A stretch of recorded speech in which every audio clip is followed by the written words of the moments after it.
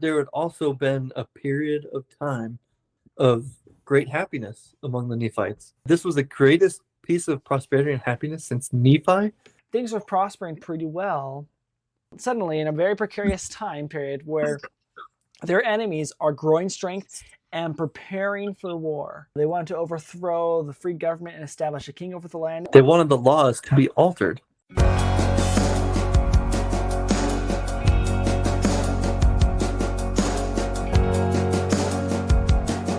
Let's go to another next section here. And we're going to talk about the kingmen. This is pretty important here because we've got to understand something. There's a lot of parallels with this kingmen thing that we should understand. So, you want to, Brian? Who are the kingmen? Start us off. Start us off. Well, the kingmen, once again, they're part of the Nephite nation, and they want to change the government system to get rid of, the judges and all that kind of stuff. And when do they arise? Actually, let me ask you this: when did they arise? Oh, I don't remember. Don't ask me dates, okay, man. But I guess this is a really crappy question. What I'm trying to say is this is later on. Yeah. Like the war has already been going. So this is a really bad time, right? This is a really bad time. Yeah, There's war happening. They've already defeated the Lamanites after a series of battles, and there's actually finally a calm for a little bit. And I will say, where was it?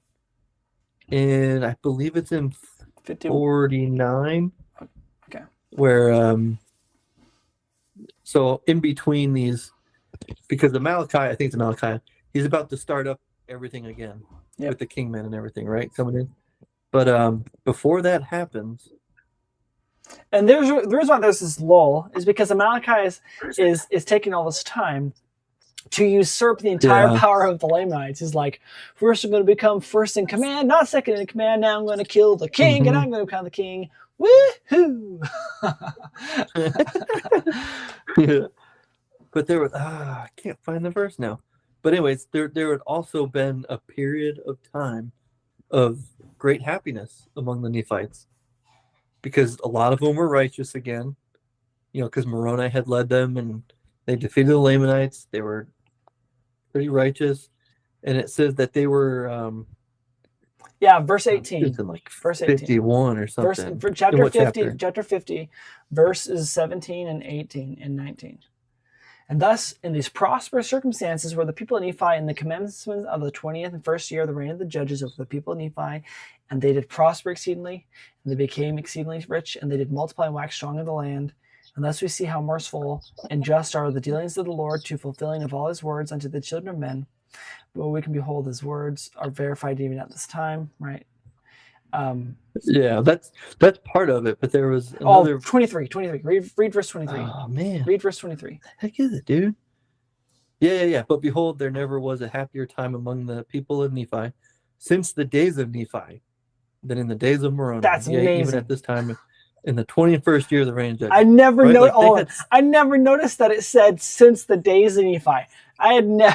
I caught that today while I was reading it and listening to it again, and I was like, wait a minute. I don't remember ever hearing that before. That this was the greatest piece of prosperity and happiness since Nephi. And I was kind of like, wait, is this the Nephi or is it like some other Nephi? But the other Nephi hasn't happened yet. True. The one that's right, because that's not till the birth of Christ, right? It's when Nephi. Correct. Yeah. So in other words, that Nephi, anyways. It was the best of times. It was the worst of times. Tale of two cities.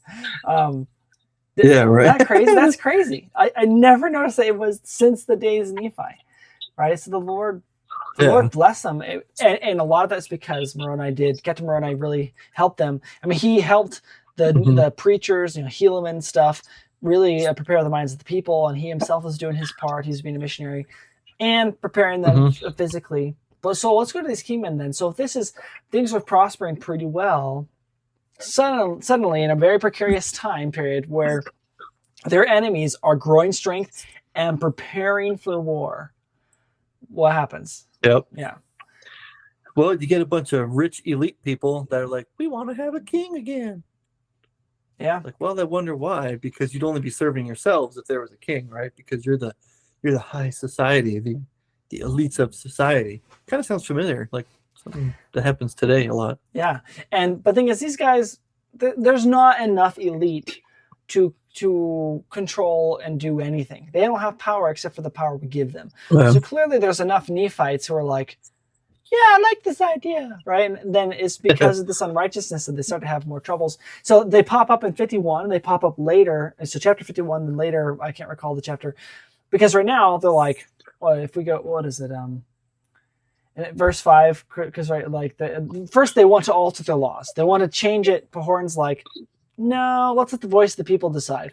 And the people are like, nope, not doing that. And so verse 5 says, came to pass those who were desirous of Pahorn that he should be dethroned from the judgment seat were called kingmen. They wanted to overthrow the free government and establish a king over the land. It's like, you idiots. The law should be altered. They wanted the laws to be altered. Yeah. And right.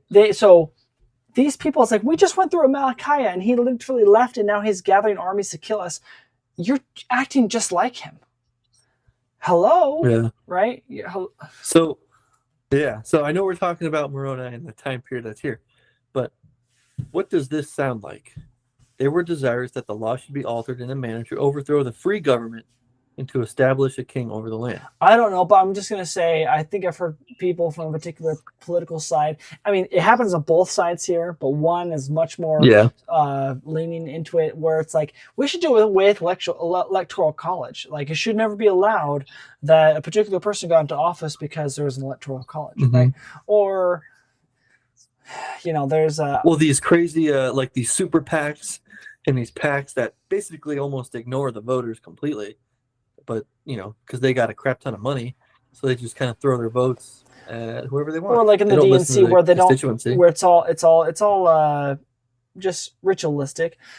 Like, oh, it's like a ritual. Throw in your votes. It doesn't mean anything, but we want you to feel good about it.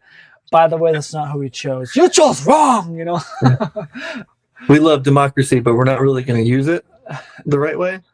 Well, they show us exactly what they desire. They want people to be complacent because they feel like they get to participate in the process, but ultimately they don't actually get to participate in the process.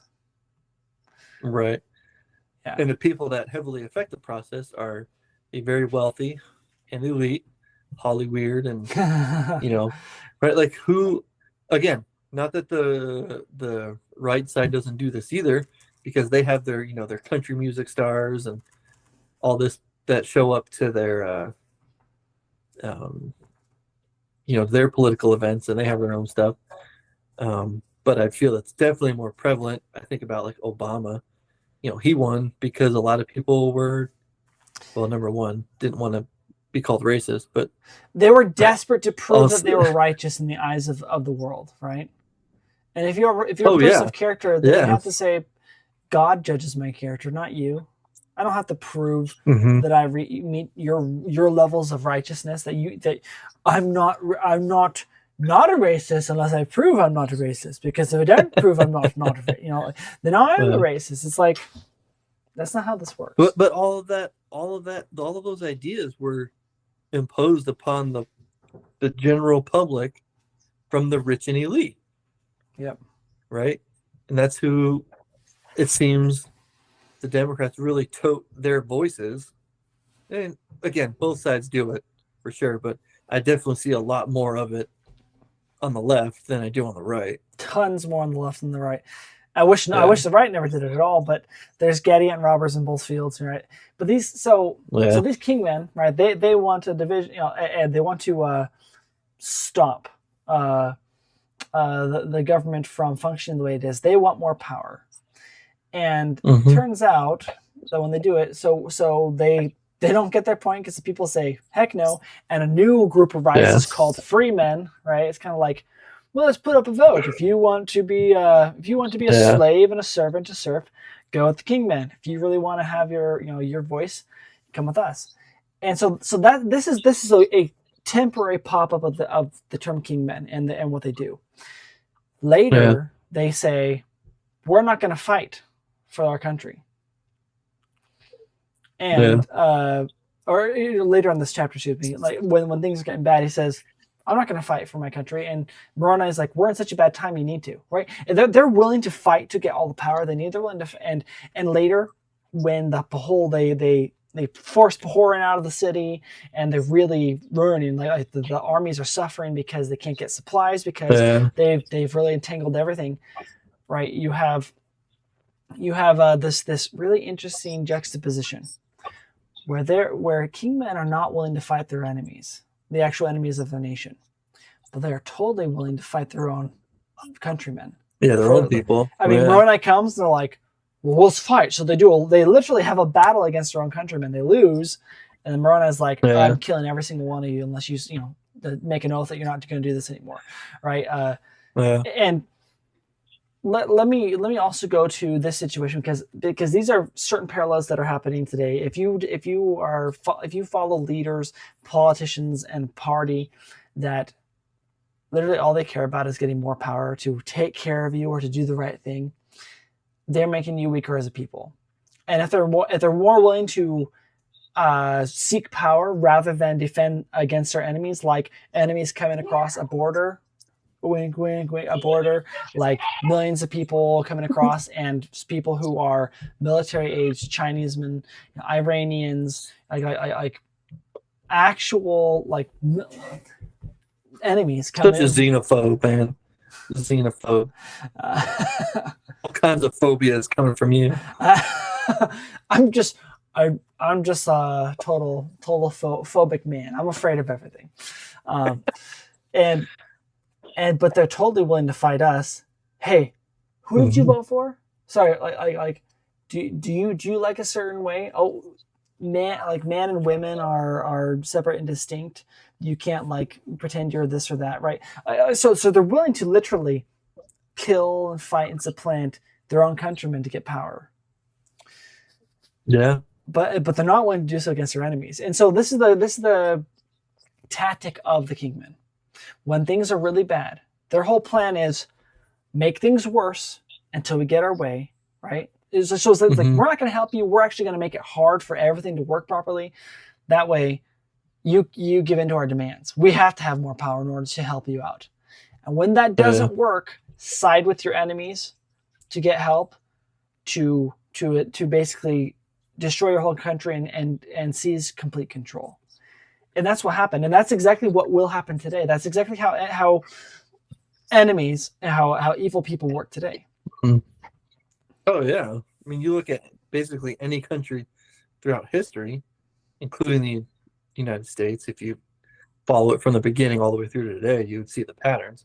That's exactly how it works, man. All of these other countries that have however many coups like every year, it seems like, just countries that are taking over. It's insane. And nobody, for whatever reason, people just want to ignore the pattern, even if it's directly in the scriptures too. And and that's why I believe it's in the scriptures. It's not all these war chapters. They're not in the scriptures to be like, you can do good things in hard times. You can be faithful in hard times. Like, I mean, yes, you can. There's nothing wrong with that. Like, yes, you trashing on my favorite scriptures. You should be. I know, right? Like, you should be. Yes, that's what you should strive to be.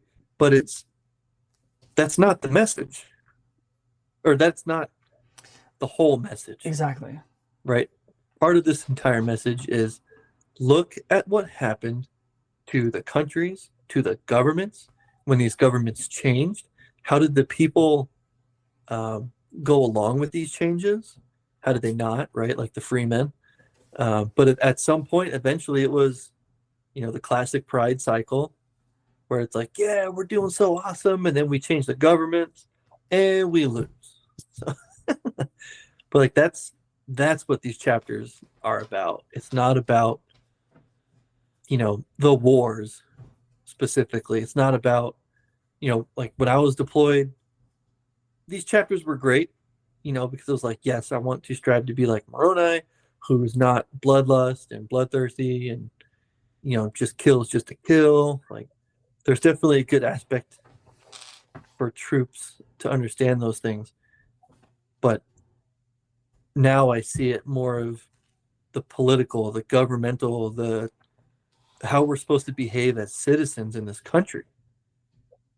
You know, and it goes for any country in the world. Like if you're willing to obey Christ and stand with Christ, then the citizens, the government should reflect the beliefs of the citizenry, kind of thing, right? Yeah.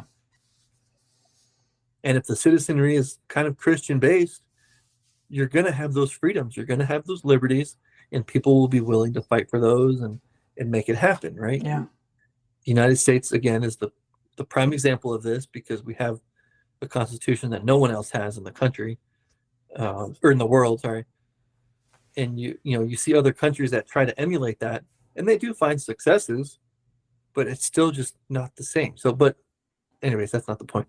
You have to have the right values, the right principles. I'm like, woo! Yeah, I'm all over the place. But yes, it's about the principles and the behaviors of the citizenry, and how the citizenry should be in the politics, right?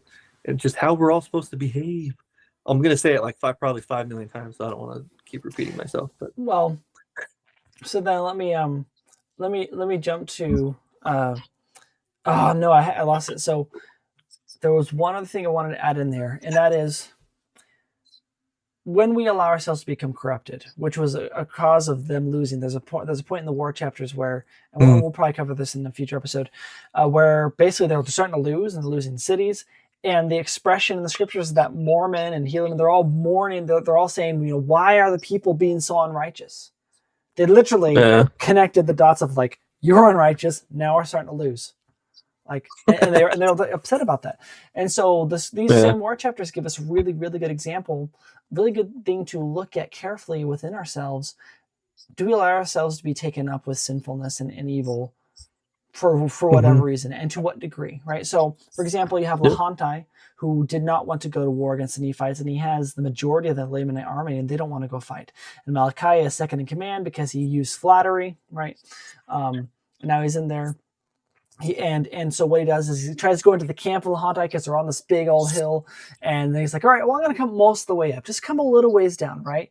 And then he was poisoned by degrees. So it's like, to what degree do you allow Satan into your life is the degree to which you are poisoned, the degree to which he can control your life. Now, spiritually speaking, thankfully, we have the atonement of Jesus Christ, which means we can repent. We can stop ourselves. If we came down a little bit up to where the evil one meets us, and we can go, crap, no, we can turn back around at any point, right? We don't want to get to where we're spiritually dead. But even on a more political and a physical note in this world, to what degree do we come down? And to what degree do we allow ourselves to be corrupted politically? Do we're like, well, I mean, I kind of have to support this cause. I don't know if I really support this cause, but man, I have so much compassion on these individuals. You have a false sense of compassion. You are no longer principled, right? Which is where all this goes, right? And then you become totally unbalanced there. And then, so you have that example of Lehanti. But you also have the example of then the king, right? He puts power into this man. Says, oh yeah, he's second command. Now he's first command. What a great dude. Loves flattering words, right? As a common citizenry, as Christians, are we easily flattered by these words? Do we give them power and control over the way we make our political decisions, even our spiritual ones? We say, oh well, can't really practice this anymore because he made a really good point, right? Maybe a man can be a woman if he thinks he is, right? Like, it doesn't start off with like you hear this thing and go, yeah, it's a great idea, right? You start off with, well, yeah, I mean, he's very good at flattery. Yeah, I can see that. Yeah, and then he's dead. Not even that. Sorry. So he gives the Amalickiah more and more power, and then he gets assassinated, and then you have the queen who marries the man who assassinated her previous husband, right? Yeah. It's like so, and there's no way she didn't kind of understand, like, this Nephite comes over here, he gets second in command, now he's first in command, now he's king, right? And she went along with it. Well, I would imagine there was probably a lot of self-preservation in that move. Sure, but that's the problem that I'm getting at is Yeah, So that's also one of those areas that we have to self-reflect. How much of our self-preservation allows us to become used by the evil one, Mm-hmm. right? Yeah. Yeah. Dude, that's a huge aspect today. You know, there's a lot of just live and let live. They can do whatever they Love is want as long as love. they don't hurt me. Yeah. Yeah. Like, I mean, if whatever they, if it's, they can do whatever they want, and that includes murdering babies and, uh, you know, allowing men in women's And shutting down bathrooms. your business if you don't agree with them. You know, don't make them a cake that they want. Yep. There's all that kind of stuff, right? We're willing to compromise a little bit at a time, right? I mean, if somebody said, "Hey, you can't go to LDS church anymore. We're banning that." Of course, people are gonna be like, "Okay, screw you guys. I'm going to church." Yeah. Right. Or, but sorry, go ahead. Right, that's not exactly being poisoned by degrees, right? But you get a little bit at a time, like you're talking about. You know, kind of the reverse of line upon line, right? Yeah. That's a good way of putting it. It's the opposite. They're like, all right, well, I should say it's the same thing, but in a bad way, you know? Yeah. So, and I think that's, people are caught in that big time, especially with influencers on social media, which the worst ones are, you know, apostates, basically. Wow. Right. Gosh. Just like we see in the scriptures, right? Yeah. All of these dudes were Zoramites. They were you know, Nephites at some point. They were like, a lot of these dudes that aren't that are starting problems are not Lamanites, but they're riling up the Lamanites. Yeah. So you're right. And they create the most wickedness and evil against the people, right? Because they've rejected the truth and now they must kick against it. And yeah, unfortunately, that can't happen amongst us, whether it's the destruction of testimonies or the destruction of liberties, right? It can and it is happening, and it will continue to happen. We have to stand up and make sure that we are discerning and acting upon that discernment. Once again, deeds, not words, right? You know, you look at what these people say. They try to flatter you, but what are they actually doing? I can't support someone who says like, you know, like, oh, you know, we love everyone, we're so inclusive, and then they're also harming people, destroying their businesses and stuff. Yeah, they're like, well, you don't agree with us, right? Yeah. So you deserve to die. Well, and then I just think about what's happening right now. Like, my mind is just totally ringing with the shakeup of Biden stepping down and Kamala Harris coming in. Yeah. And just how, number one, anti-democratic that process has been, and not to mention some of it probably illegal as far as the financial side goes. But anyways, that's yet to be determined. 100%. Sorry. But no, the whole deeds not words, right? Her whole platform is words, and the media that covers for it is worse than Biden's. I mean, but just right, she's been talking about, we're not going to tax tips and all this stuff. Lady, like 2-3 years ago, you literally were the tie-breaking vote to tax tips. So which one is it? Like, and that's just one example. She's got a whole slew of stuff that is just blah blah blah blah. Yeah. And you know, again, this is politicians on both sides, but she's at the forefront. It's easier to draw her out as an example, right? And yeah, I think I just want people to wake up and understand that, like, these things don't just start at the political level; they start at the spiritual level. And we are spiritually corruptible. Yeah. We are politically corruptible. So let's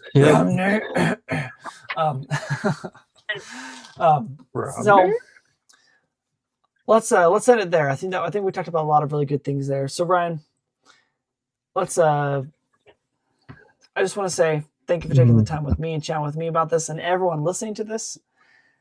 If you could ask me to do one thing to help this channel out, what would you ask me to do, Ryan? What would I ask them to do? Yeah. Watch the whole videos. Well, I guess if you made it this far, you have watched the whole video. But I mean, the classic, like, comment, subscribe, all that good stuff. Comment. Especially comment, yeah, especially comment. Oh yeah. Because we'll get in the chat with you. We'll talk to you guys too, and we want to have conversation and share thoughts and ideas, because I'm sure there's things that I could be schooled on, and although I'm not willing to be compromise my beliefs or be ashamed of my beliefs, there's that. But Yeah, we don't have to be ashamed. Yeah, so I 100% agree. Comment.